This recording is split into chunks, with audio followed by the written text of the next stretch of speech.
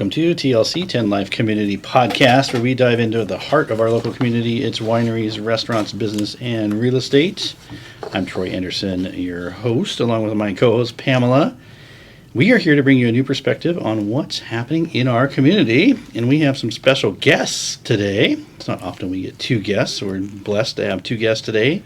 Nathan Phillips and Arnie, I'm going to mess up your last name, from Northshore Senior Center. Welcome to the show. At least try it. No, he's going to tell me what it is.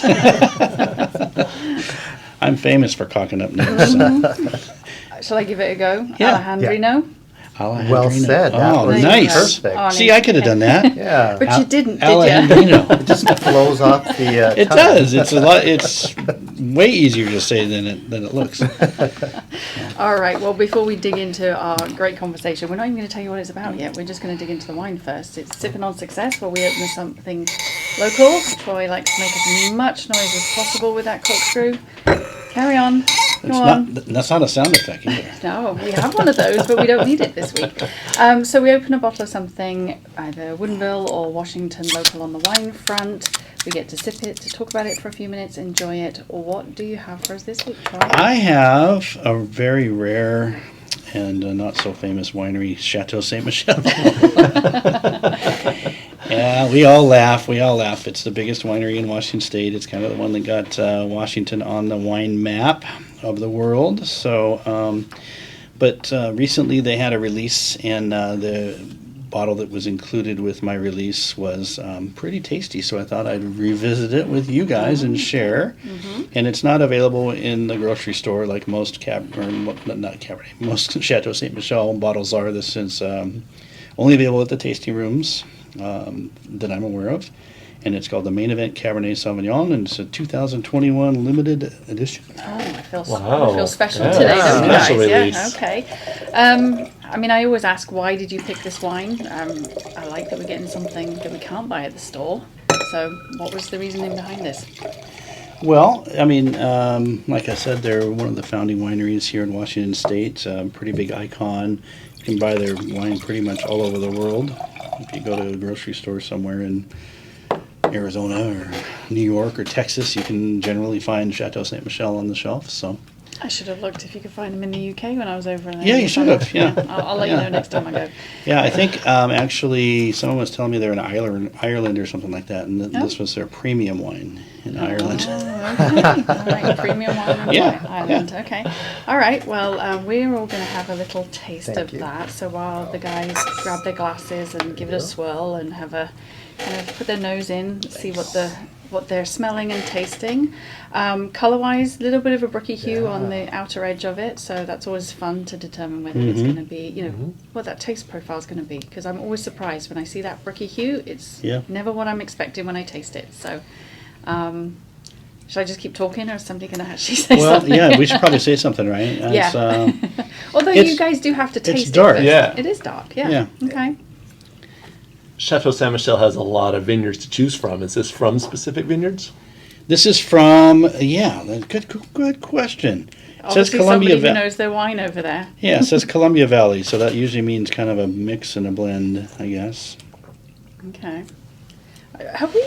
I don't think we've done very many, and I always struggle to say this, Chateau Ste. Michelle wines on the podcast so far. I'm not the only one that has trouble with names. Well, for me, for whatever reason, this winery is a struggle, and I don't know why. All Okay, all right. So No, I don't think we have. No, okay. So what are we tasting? What bouquet are we getting from these? Just jump in. Anybody that has something that they would like to share with our audience. Well, I get a little floral note on the Okay. nose. Not a lot of fruit. Maybe a little hint, a little sweetness. Little berry, little dark berry. Mm-hmm. Yep. I was going to say, I kind of get the feeling of like blackcurrant jam. There we go. Is Yeah. what I'm, Yeah, something a little deeper. Something Yeah, a little, my favourite jam. I don't think you can buy blackcurrant jam here, or at least it's It'd be tough to hard. find, yeah. But in the UK, it's invoking kind of childhood memories of blackcurrant jam on toast. Here we call it late harvest blackberry. All right.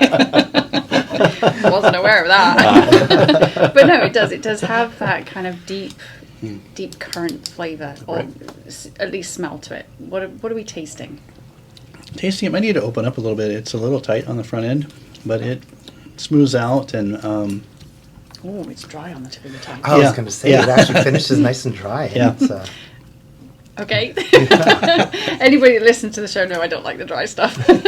well, it's a kind of a surprise because as far as the look and the nose, Yeah. you're just expecting a little more, Yep. a little fuller, yeah. a little Yeah. more fruit forward. But kind it's of. it's right on the tip of the tongue. Certainly for me, Yeah. it's not on the back of the palate. It's right there, right on the tip. It's like kind of surprising. I wasn't expecting that. Yeah, and acidic brings a little bit of moisture to your mouth, Right. so it's not. Yeah, there's no tannin. and Lots. Yeah, Yeah. Balanced. Are we tasting well any of that balanced? kind of, it's not earthy. Are we tasting any of that kind of licorice and tobacco? Is anybody else getting that from it? No, Maybe, just maybe me. a touch of leather or Touch of leather, yeah. Maybe I shouldn't have drank a can of Coke before I started. Or had a piece of gum after my lunch. I don't know. yeah. I Didn't think plan this well. the funny thing about wine is that you first open the bottle, and, whether you decant it or not is one thing, and then you put it in your glass. You take that first sip, and it's like, ooh, I'm not sure about this one. But then by the third sip, it's like, this is really good, and that's kind of my experience with this one. And when I had it the other day at home, it was like we were having it with food, so that tends to affect the flavor as well. Seems like it'd be a great red meat kind of wine. Yep, for sure. Yep, it's got some legs to stand up on. Yeah. I'm You looking can at see your it. flavor wheel. Let's call Yeah. it that. I'm used to seeing a color wheel. This is a flavor wheel. You said I'm trying to kind of, you said floral, so I'm looking to see if there's anything on here that actually jumps out, and I'm not finding it as far as, what the experts say you should taste. Really? Yeah, take a look. Well, I'm definitely not an expert.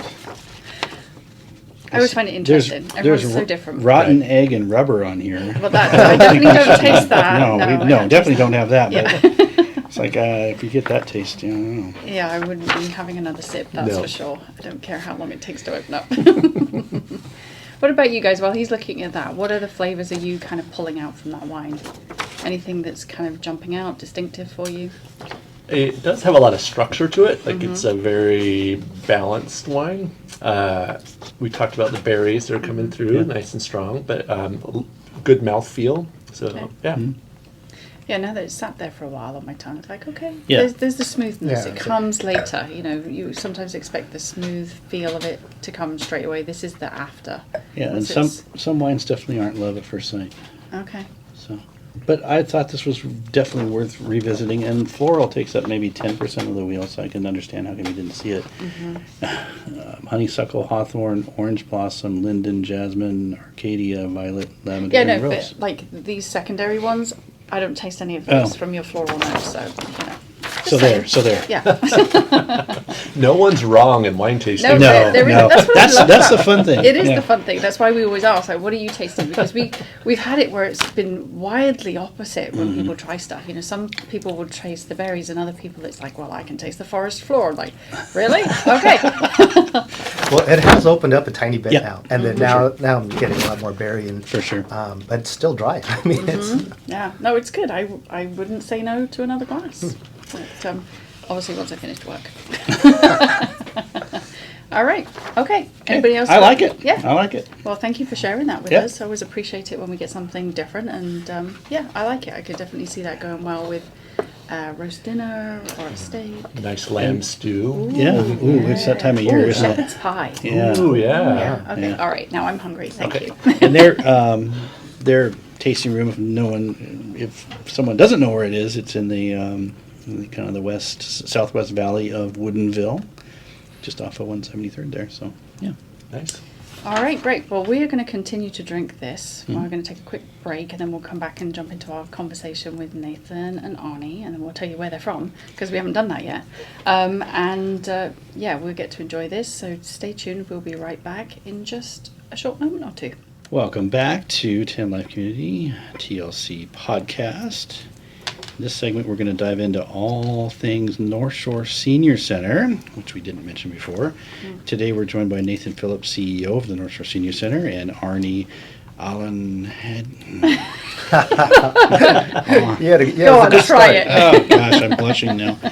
He's the director of philanthropy. Together, they're leading the charge to reimagine what it means to age in community, from setting the vision to rallying support that brings it all to life. So, Nathan, you've been leading the Northshore Senior Center for 4 years. for listeners who might not be familiar, can you share a little bit about the center, its mission, what makes it unique and a vital part of our community? Sure, absolutely. For the uninitiated, I sometimes get asked what the senior center is, and it's not a nursing home, it's not assisted living, and it's not a musty basement where people are knitting Afghans. It's really, I love that. it's really a community center, and a really vibrant and loud and obnoxious one sometimes, but a place where people of all ages gather to get fit and get smart and get healthy, get active, and get connected. We have about 300 different programs we run at 300 between Bothell and Mill Creek and Kenmore. And we do everything from meals to mental health, music groups, massage, mobility services, and a whole lot more. So Yeah, I know you've hosted a lot of chamber events over the years. we as do, well. yeah, yep. So it's a space that ends up being the center for community in a lot of ways. Cool. Very cool. That's great. And then, so what drew you to that role personally? My background's in human services and in community organizing, and I've known about North Shore's work for many, many years. They have a great reputation in the community. I've also been a huge fan of my predecessor, Brooke Knight. Yes. And when Brooke was getting ready to leave, I kind of jumped at the chance to be able to build on what she started and also work with the fantastic North Shore board. Cool. Yeah. That's All great. right. We love it when we find out why people are so enthusiastic about being. Yeah, I hadn't forgotten about Brooke, but she's great. I So don't know great. that I've met her, so Oh, I'm sure okay. you can tell me all about her Yeah. after the show. Okay, all right, so let's talk about growth and impact. So North Shore has been described as one of the largest and most vibrant senior centres in the country. Can you paint a picture for us? What does that look like on the ground, and how has the centre evolved to meet the changing needs of the community, and what sets it apart from other organisations? I know it's a long question, but I'm sure you can cope. We Deal with it. great fan of the three-part question. Yeah. In many ways, North Shore Senior Center has been kind of the cutting edge of aging for a long, long time. It's been around for 53 years now and was founded by some folks who wanted to come together to just kind of engage and contribute to the community. And that's always been at the heart of what North Shore's been. People, volunteers coming together to kind of contribute and add value to the community.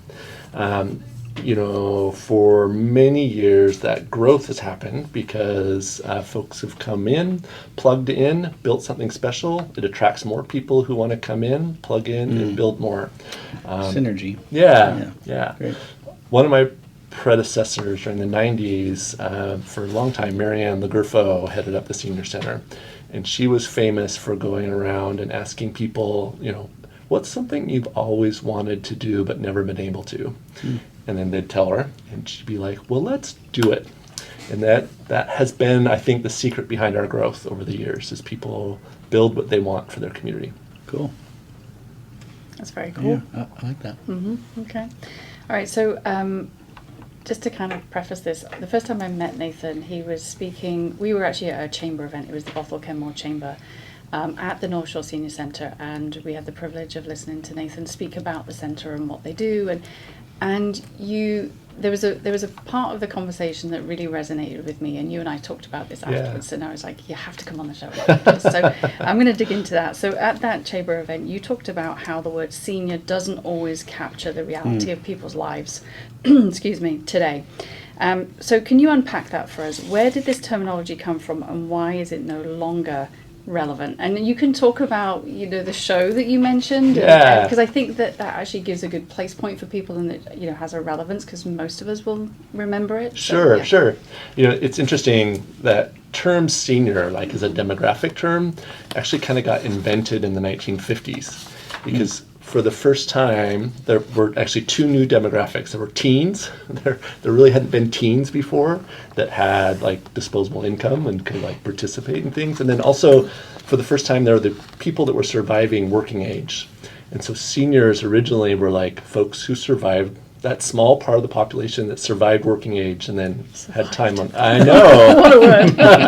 And it was really a tiny sliver of the population. But if you look today, people over age 80 are the fastest growing demographic locally in the United States and in the whole world. because people are living much longer, they're living healthy longer, and they want to contribute and stay active longer in life. And so, in the presentation I often do for, city councils and civic organizations, I often put up a picture of the Golden Girls, that show we're used to from like back in the day. Right. Yeah. But then I put it up next to the show, like the reboot for Sex and the City that just came out, the HBO show. And I put them next to each other because those are two shows, a generation apart, that are both about what women do in their 50s. And that really kind of blows people's mind. I'm back in the Golden Girls age. People who were older were kind of finding a place to settle in and kind of finish out their lives. And, and today, people in their 50s, 60s, and 70s are looking for a much wider range of For living. sure. They want to do more, they want to contribute more, and they want to stay relevant. So it's really changed the way people age and, frankly, the way our communities look and function. Because I look at the Golden Girls, and I remember watching it when I was much, much younger, thinking, gosh, they were probably 65, 70. That's kind of the age group that I thought they were. Now I'm approaching the same age as them, and I'm just like, that's not my life. Right. Do you think the terminology senior is going to disappear, or do you think that that's a societal thing? People still use the word senior, but hardly anyone uses it to identify themselves. Like Right. we have people in their 70s and 80s who will talk about senior as someone who's older than them. Okay. So it's an outdated term, I think. We often talk about older adults or people who are aging. People are looking for a different label. Do we need to change the name of the senior centre then? Well, I think seniors, you have to use that when it's appropriate. Like especially, I'll say it. I just turned 60. I like the senior discounts. So when I can get a senior discount, I'll use it. Okay, fair enough. Yeah. Okay, I just thought it was an interesting concept to talk about because it's one that I don't think people really, you just go with the flow, right? You use that word senior for anybody that's, 65 plus, I think is what I used to really think about it. But that whole idea that the Golden Girls were in their 50s blew my mind. I was just, wow. Okay. Wow. I know. Yeah. I just crossed one of those thresholds in life. It's 18, right? And then 21, and then 25 you can rent a car, and it's kind of quiet until now I can buy a mobile home and a park. Okay. Oh, dear. So switching gears a little bit. Hey, Arnie, your role is all about connecting the mission with the community's generosity. How does philanthropy, I can't say anything today, support the programs and services North Shore offers? And can you share an example of, maybe how some donor support has made a tangible impact to the Senior Center? Oh, absolutely. Well, as a not-for-profit, donor support is key to all the programming we do. Like you said, 300 programs. The food pantry, providing the food for the folks in need. It's a huge part of what we do. Everything from the wellness, arts, adult day health. Our Wranglers program, really, really important. So it's not just donors, but we also have grants that we're drawing from, and all the different campaigns that we have. We've got that 5K run. We've got our health fair. All these things that help.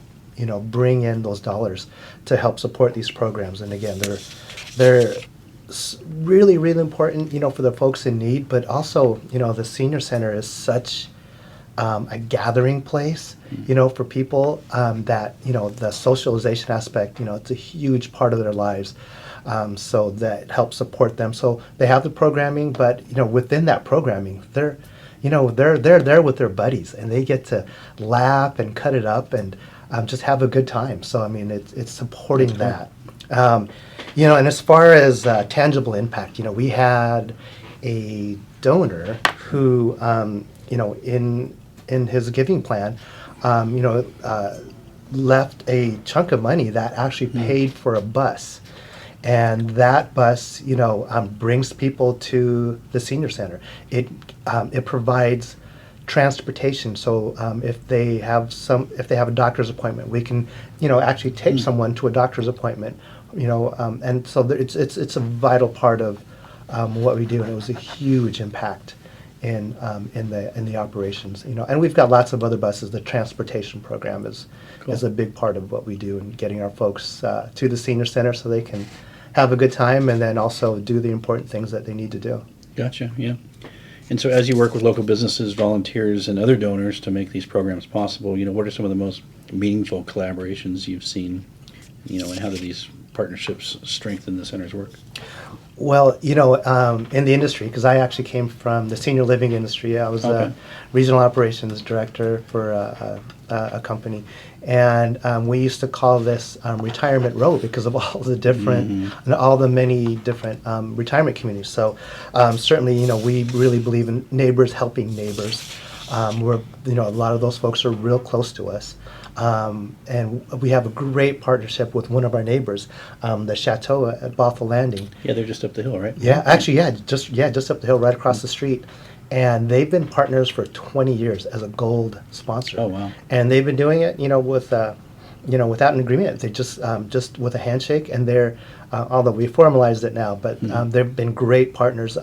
They actually do a large sponsorship with a gold membership, and then they actually pay for members to become members at our community. At the senior center. Okay. Yeah, but they advertise that, we're near the senior center, the Northshore Senior Center, so that's a big draw for them. So it's a very synergistic relationship. But they've been great to us, in their sponsorship and just sending people over. Just the other day, we have a happy hour. Yeah. And we have a liquor license there at the Northshore Senior Center. I like that he had to add that bit in. Yeah. It's legit. It's legit. Yeah. And then I was walking to my car, and right before happy hour, one of the folks from Chateau was walking down. She was all dressed up, ready to go, ready to have a good time out. And I won't say her name, but like, hey, how's it going? You're heading over to the happy hour. Oh yes, I'm late. And then she was ready to go, and she was just, they just have a great time there. Have a great That's time. great. Yeah. So this might not be the right time, but what MPRSA? How does that play into anything? Great question. In the 90s, when the senior center was when the seniors were building up the campus that we're in now about Bothell, they actually formed kind of a special taxing district to help kind of own the land and own the buildings where we operate in Bothell. And it's called the Northshore Parks and Recreation Service Area, NPRSA. So there, we've got a levy that's up for renewal right now, so we might see some stuff in the community around that. But yeah, that does a lot of work to make sure we have the facilities that are safe and accessible that we can run programs in. Cool. That's very cool. Yeah. Didn't you have another question you wanted Well, to ask? it's way off topic, but yeah, here in Woodinville, there's talk of a community center. Yeah. That's part of the MPRSA. Is there any role that the senior center plays in that as far as that's concerned? No, not directly. Okay. We work closely with the NPRSA and are paying attention to their work, and they're helping to explore that process. And, Okay. Yeah. All right. Very good. Okay. Cool. So with people living longer, thankfully, Yes, right, yeah. and more active lives, which is another great thing. How does the North Shore Senior Center, how's it adapting its programs to reflect this shift, and what can other communities learn from your guys' approach? Because I know you guys do so much stuff in there, but yeah, talk us through that. How are you Sure. dealing with that? It's interesting. First of all, one of the things we have to do is just kind of get rid of some of those preconceived notions that seniors are frail and feeble and forgetful. And if you kind of start meeting folks where they're at and kind of really listening to what they're asking for, and maybe kind of like Marianne Lagerfo used to do, kind of nudge them a little bit to think big, they'll often tell you, if you're listening to the community, they'll tell you kind of what the community needs. And so that's how we start up things like a paddleboard program, and that's why we have a hiking group, and that's why we have learning groups and support groups for older adults who are dealing with difficult family situations. Like, they're very forthcoming in kind of what their challenges are or what they think the community needs, and we get to execute on it. So we have a very eclectic program array if you look through our catalog. That was one thing I did know. And, I think there's, going back to the kind of that word senior, there's this idea that a senior centre is for people sitting around and playing cribbage and knitting, and you guys are so far from that. I know. It's not even, like so far from it. When there's exercises classes and all sorts of things that you guys are doing. I didn't know about the paddleboarding, but that's fantastic. So the community impacts portion of this, right? The center offers everything from health and fitness classes to social services and intergenerational programs. Can you tell us a little bit more about that, and which initiatives do you think have had the biggest impact on our local community? For sure, and it's hard to choose just one. So give us. Yeah, it's interesting in our in promoting healthy aging, helping people stay physically fit and active is a big important part of that. So it's interesting that I'm so happy we're able to have an array of programming. Like we have some programs that kind of help people regain their strength and balance, that can kind of help people move from feeble to kind of stable. But we also have full-blown physical activity. Like we've got a few 95-year-olds who will kick your butts at pickleball. And I'm not That is not a joke. They Seen it really happen. are. I'm not lying. So being able to have that full That's awesome. range of kind of physical activity is really important. Also promoting lifelong learning. We have language clubs, culture clubs. We bring in cultural communities for special, culturally appropriate programming in the senior center too. People kind of learn as they age. Our social services programs might be one of our best hidden gems. I know, I was going to say, can you elaborate on that just a Yeah. little bit? Because that's a surprising portion of it. Okay, what do you have that's available to everybody? So with support from Evergreen Hospital, we're able to offer some evidence-based programs and some support groups that not a lot of senior centers have access to. So we have social workers on staff, mental health specialists on staff, and we're able to kind of help people through, they might be coming for pickleball, but when they're going through a significant life change, grief or loss, a chronic condition develops, or just a difficult life circumstance, we have that kind of baked into who we are. And so it's just kind of moving from the music room over to the social services department to kind of ask for some help or get a little support. And it's really cool. A lot of our support groups kind of have folks who've been there for years, mentoring folks who are new coming to a group. So it's very much kind of a community approach to helping people not just stay physically healthy, but also mentally healthy. Yeah. Did you find that there was a bigger increase for those kinds of services during and after COVID, that time that We don't Troy doesn't mention- like to- we don't talk I about know, COVID. but I think it's important because I'm sure there was an influx of people that needed that, maybe didn't Yeah. know that was available for them. Are you seeing an uptick in people using those services? For sure.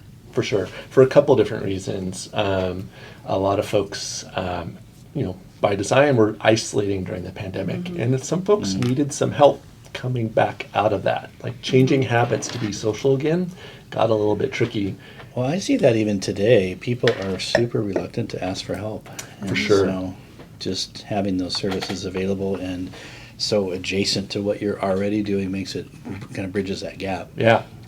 So, A lot of older adults were really financially impacted by the pandemic too, and so having some folks who are experts in social services to kind of help direct people to resources has been really important as well. So we're really happy we're able to kind of provide that in the community too. I guess one thing we didn't ask is, we talk about older adults, but what is the age group that you guys service, right? Because I think that's important too, because it might be surprising for people that are listening. That's what I want to hear. Maybe that's why I'm asking. The bulk of people we serve are between ages 65 and 85, but our youngest member is 14 and our oldest member is 102, and so we keep older adults at the core of who we are, but we serve anybody in the community who we can help. That's what I was getting at, because I know that you had mentioned that when you gave your presentation, and I just thought it's important for people to realise that, yes, it's for this group, but you won't turn people away if they need help, right? For sure. Okay. Yeah. Well, and that's part of the, the quality of our programming is really, really high. Like our art programming is very robust, and the quality of the art that comes out of there. I mean, we feature it at our art show, in the spring, but it's just the quality and the level of programming is really, really high. So it's great for anyone. Yeah. I like that. Appreciate it. Well, cool. So we understand that North Shore has one of the largest volunteer bases in the area. What do you think motivates people to get involved, and how do volunteers shape what happens at the senior center? Oh my gosh. I mean, well, first of all, we have over 400 volunteers. That's incredible. And they do everything. I mean, they open and close the place. They're, cooking in our kitchens. They're baking pies. Today was Pie Day, and we have a line out the door for like an hour of people baking pies. And like I always like to pick up plates and just see what people had. And they always, well, who made you pies? And I said, oh, they were baked by angels, which they were. Which is true. Because they come in early in the morning and then they make these pies fresh. And then so we've got 3 different bike clubs that come in there, and that's all run by volunteers. Okay. And again, like they do everything. I have this one story where when I first started, I was helping with, or actually doing our 5K run, and we got volunteers, and I was wrangling them all up, and I told everybody we got to be there at 8 o'clock, to run this race. And then I found out, no, it was 7 o'clock. So I had to call up all the volunteers and tell them it was at 7 o'clock. If that were me, you told me 7 o'clock, are you serious? But not one volunteer blinked. And they were just like, sounds fine to me. That gives me a better chance to get a great parking spot. They just don't blink when it comes to helping out. And they help out for every reason. A lot of it, it's just, again, it's always purpose. Making sure that you have feeling that purpose, and they love to come there, and also that's where their friends are. That's a big part. That socialization piece is. Yeah. I can't even say. I think, I don't know. I'm maybe speaking out of turn, but I almost feel like that's really the core, the heart of the senior center. It's just that friendship and their that connection that they make with so many people. We get a lot of people who come to us because they have a vision of what the senior center should be doing or what we could be doing to contribute to the community. And I think one of the most powerful things I learned was if someone's coming at you with an idea or a suggestion, it's really important to them. Mm-hmm. And one of the best things I learned how to do is say, hey, that sounds like it's really important to you. You should be in charge of that. But it's so cool. People are often looking for someone to give them permission to be in charge of something. And putting people in charge of their community is one of the most powerful things we can do. I like that. Somebody comes to you with an idea and you give them the power to bring delegate it right out. Yeah, but giving them the power to bring it to fruition because they feel like it's probably going to impact their life maybe more so than the people that the service is going to help, right? Absolutely. Because they're given a purpose to do something. I like that. Yep. Yeah. That's cool. You call it delegation, I call it power. Well, I've got my business mind turned on. That's probably the problem. No, I don't think that's a problem. I think it's great, but I love that you're open to doing that because they obviously see a need for themselves and think other people might have that need too, right? Yep. Yeah. Well, all right, for those people who might want to get involved, whether through time or donations or partnerships even, what's a good way for them to get involved? So many ways. There really are.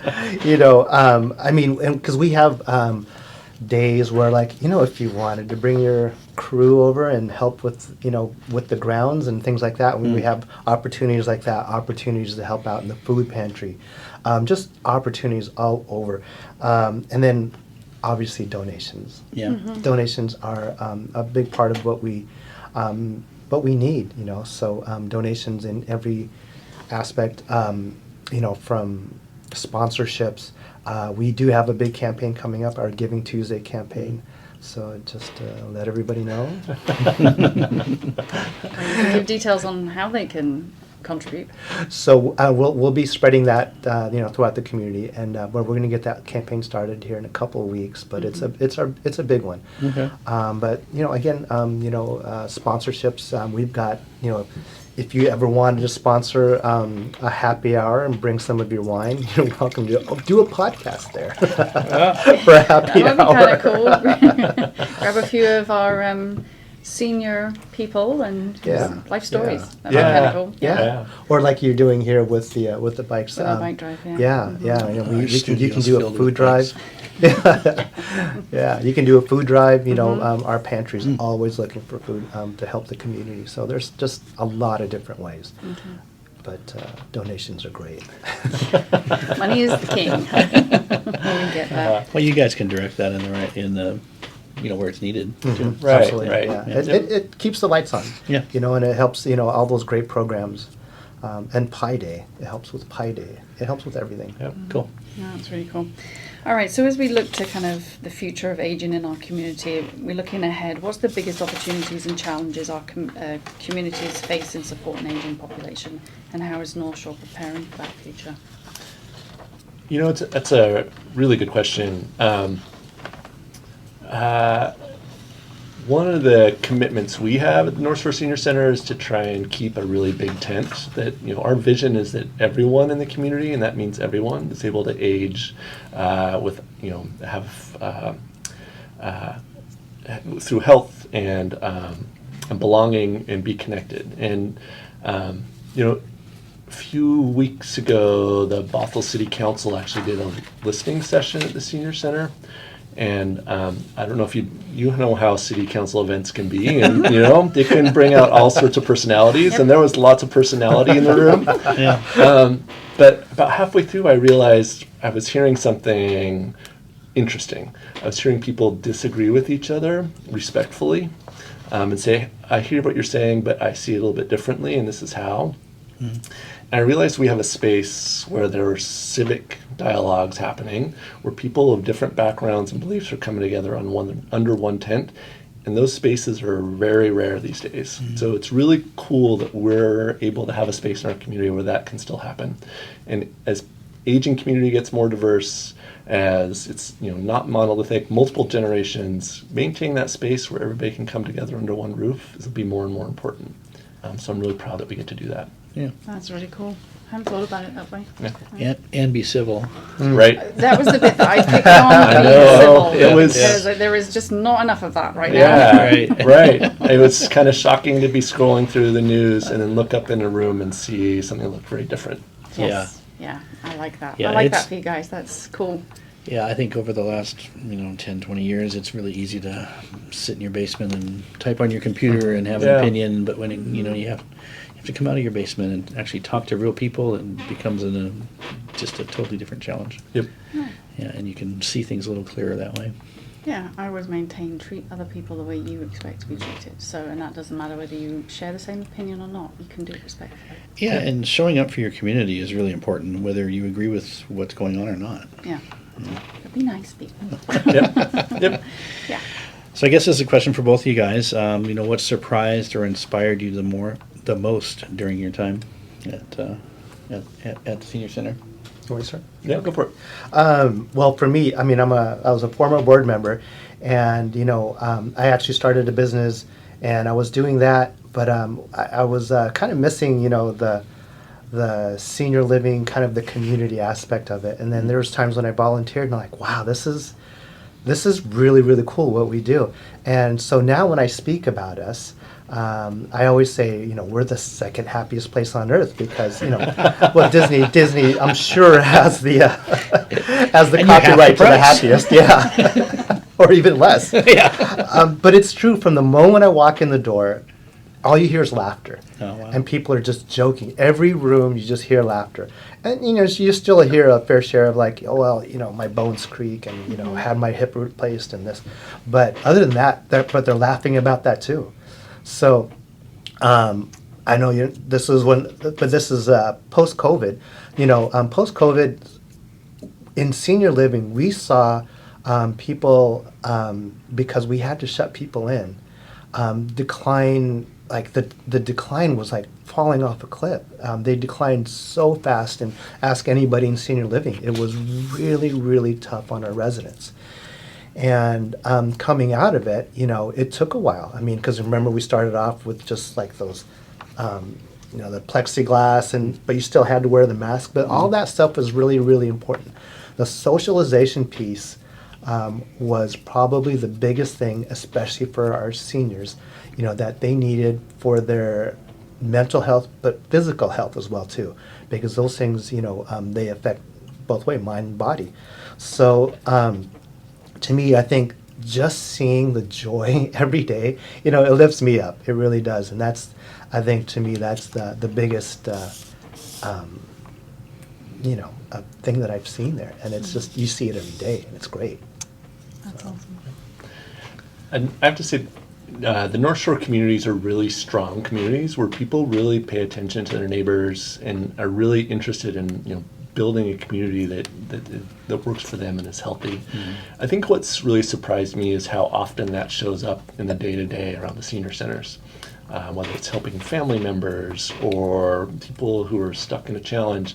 I mean, not a day goes by where somebody doesn't tug me by the sleeve and let me know how something we've done together has changed their life. And I don't think I was prepared for that when I started this job. But it's a really cool space. Doesn't that feel great? Yep. Yeah, Yep. that's amazing. That's fantastic.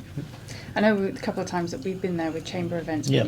We don't necessarily see so many people when we go in because we're going in at 7:30 in the morning. But as we're coming out, Yeah. the reception area is jam packed with people, and they're all standing around having a good chin wag. Well, they're and getting it's ready like- for all the programs. and different Exactly. things It's like, going and on, just the look of pure joy on their Yeah. faces when you walk in. It was pleasantly surprising. I wasn't sure what to expect because I'd never been. The first time I went in, I'd never seen the space, or I didn't really know what it was all about. And I was just like, this is fantastic. There's these women sitting there. They're all, ready for the day and having a great time, having a good chin wag. And I was like, oh, this is lovely. So, that was very British of me, wasn't it? Chin wag. So I'm a big energy person, and we actually have people that will, they don't necessarily hang out with everybody. They might go upstairs and just read a book, but they're still feeling that energy, of the place. And I think that's what they want to do. They want to be in a place where they just feel safe, and they just, that uplifts them, and that's a big part of their lives. So. I think it's I a would great agree with resource that. for the Yeah, community, yeah. isn't it? It is for sure. So when that levy comes up, check Yep. the box. All right, we always like to wrap up with some sort of hidden gem that you guys like in the community. It doesn't have to be like a business. It can be a park or just something like that. Just something in the community that you would want our listeners to think is a hidden gem, or you think of it as a hidden gem. Yeah. Well, our adult day health is amazing, but it's not so hidden. I think a lot of people know how great it is, but I think our social services, is just this gem. And I guess it's a hidden gem. But I've spoken at different networking groups about us, and I've had people come up to me and tell me like how important they were. I actually had someone tell me it affected them personally because they came there. This person was a caregiver for their spouse and just was at her wit's end and just didn't know what to do. And our director Janet, she gave her some resources and actually got her 6 visits, with a mental health professional, and just helped in a way. And she just said, they saved my life because wow. she was not in a great place. And so that's it's a pretty amazing thing that we do, and that's just one of the little things that we do. So, yeah. Very cool. But it's actually a big thing, obviously. Cool. It is. That's a hidden gem, I think, inside the senior center. I think one of our community's hidden gems, and it's also not that hidden, but It doesn't have to be. Yeah, our center, isn't far off the Sammamish River, and that Sammamish River Trail connects all of our communities really well. And sometimes it's good to kind of get out and leave your office and go for a walk, but it's amazing to me that you see the whole community on that trail, and it's a place where people can walk, recreate in different ways, access different great spots in the community. And I see a lot of folks I know from the senior center along there too, kind of doing their thing. So for me, that's one of my favorite spots to go to in our community. A lot of problems get solved going for a walk on a trail. They sure do. Yeah. I'll need to remember that the next time you throw something at me and say, get it done in 5 minutes. I've gone for a walk, Troy. That's great. Well, if you hadn't have said about the community, said about the Northshore Centre, I would have said that's a hidden gem because I'm not sure that everybody knows about it. But certainly the services that you guys provide. But I'm with you, Nathan. A good trail around here is, I think, a great resource for everybody. Yeah, and that one's nice and flat. Is that a requirement? No. I mean, I enjoy hikes too, but yeah, it's just nice to go for a little stroll and not have to worry about getting all sweaty and Okay. Yeah. All right. Well, we've got so many great places in our community. Well, we are going to take a really quick break, and when we come back, we're going to do our real estate roundup, which may or may not be related to today's conversation. But and then at the end of that, we're going to get some more information from Nathan and Arnie about how you can find resources, website information, all of those, where exactly it's located if nobody knows where it is. But stay tuned. We'll be right back after this very short break.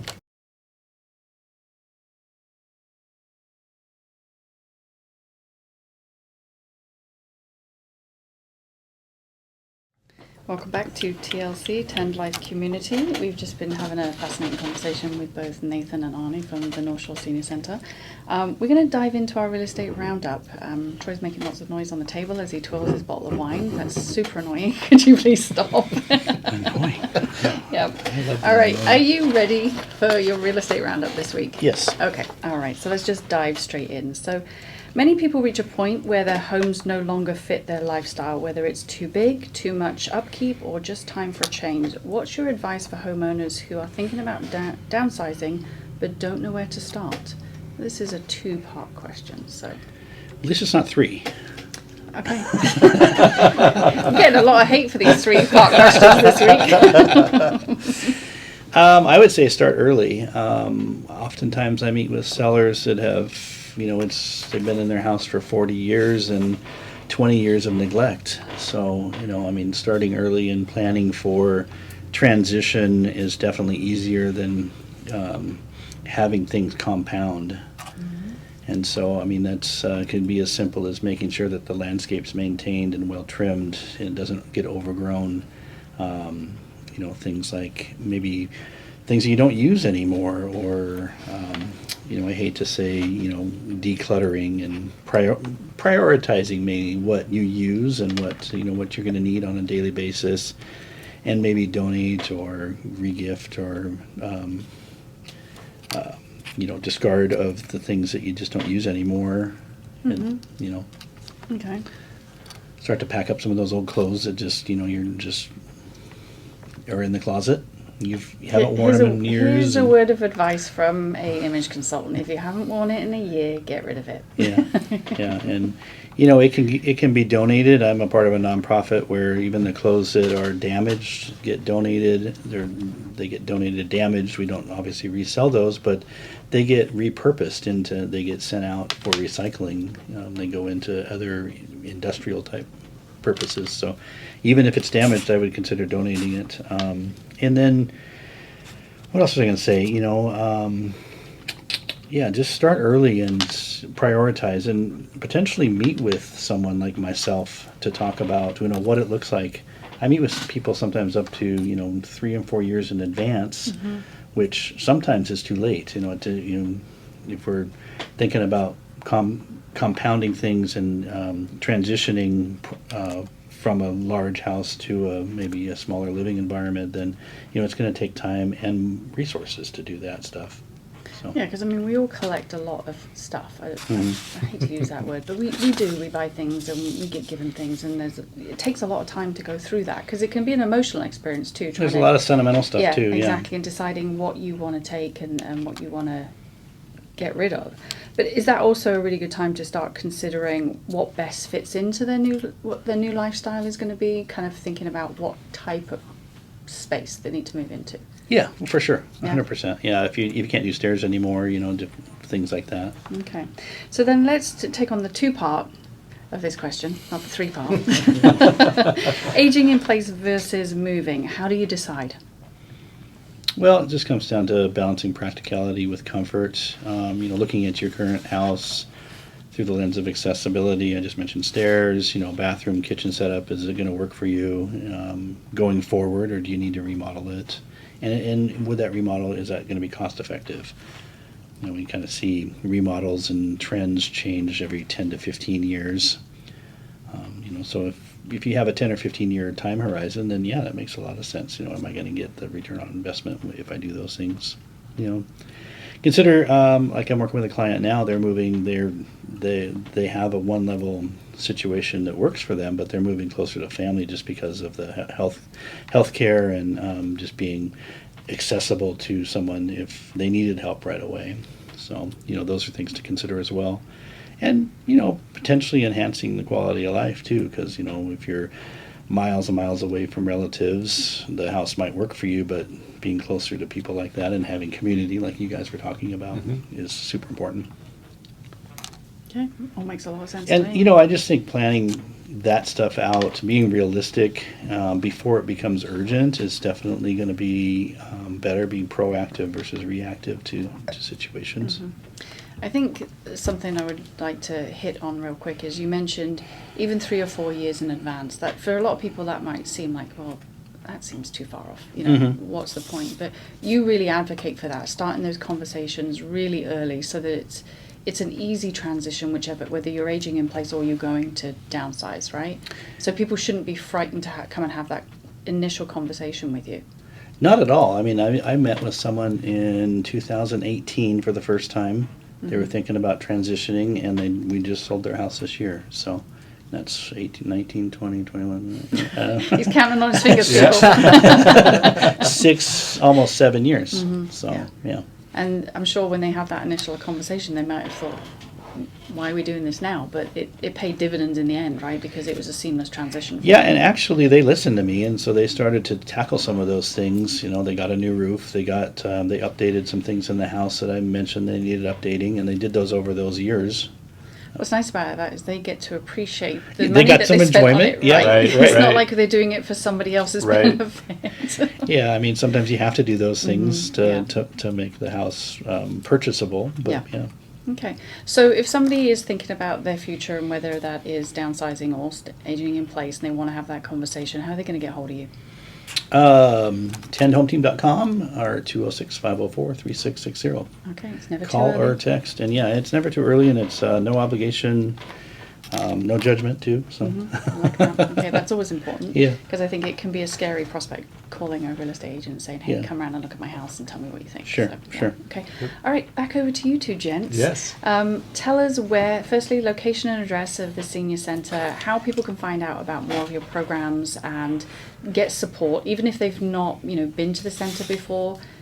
Talk us through how they get to your resources. Certainly. So our Bothell campus is at 10201 East Riverside Drive, so right near downtown Bothell. But the best way to find out about us is our website, which is northshoreseniorcenter.org. And there you have links to all of our program catalogs, our contact information, and also the addresses for our Mill Creek and our Kenmore centers as well. So that's the best place. You can also give us a call at 425-487-2441. Can people just drop in? Absolutely. They have a great reception area there. It's always very well manned. So I just want to make sure that people, some people want that face to face. Come check it out. We have volunteers who give tours, and it's interesting. Folks of any age, folks, adult children with aging parents, or just folks who want to take a look at it. It's a great place to come by and visit. You'll always find something. very cool. I might be going for pie. Thanks, you guys. Have to go for pies. Get there I'm on early. my own now. I am. Perfect. Well, we appreciate your time, guys, coming in and telling Thank us you so all much. Thank you about so much. the Senior Thank Center. you. It's such a wonderful resource for people in our area. And if you haven't, even if you're not ready for it, I still recommend going and checking it out because you never know when you can have that conversation with somebody else that might need it, right? Yeah. Absolutely. Yeah. Okay. All right. Well, if you've enjoyed the show, we would like you to like and subscribe and share with everybody. And if you're watching on YouTube, Ding the dinger. all right. Till next time, everybody. Thanks very much. Goodbye. Bye. Thank you.